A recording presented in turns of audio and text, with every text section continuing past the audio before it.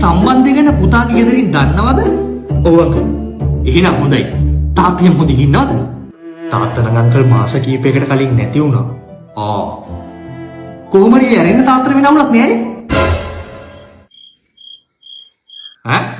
දෙන්න යාළුනාට අපේ family background ගැන තව ලොකුට දන්නේ නැතුව ඇතිනේ. මමගේ දුවට දෙනවා ලොකු ඩවුන්ලෝඩ් එකක්. මේ පුතාට ලතු හිම ඇති.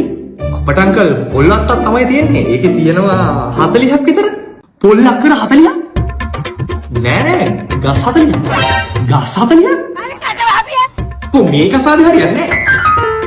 ඒ ගස්වල කුරුම්බ එහෙමත් තියනවද? ඔව්. එහෙනම් ප්‍රශ්නයක් නෑ. කොහොම හරි මගේ මේ හැම දේපලක්ම දවසක මගේ දුවට තමයි. ඒ කියන්නේ ඔයාට. මට අංකල් ඇත්තටම දේපල ගැන නම් කිසිම ආසාවක් නෑ. එහෙම කියන්න එපා පුතා. හරිනම් ඔයා මේ දේවල් මගෙන් අහන්න ඕන. අහලා නැද්ද කතාවක් තියෙනවා දුව බඳින්න කලින් අම්මා දිහා බලන්න කියලා. දුව බඳින්න කලින් අම්මා දිහා බලන්න?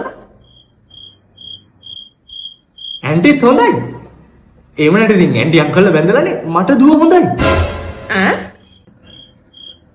Se acabó.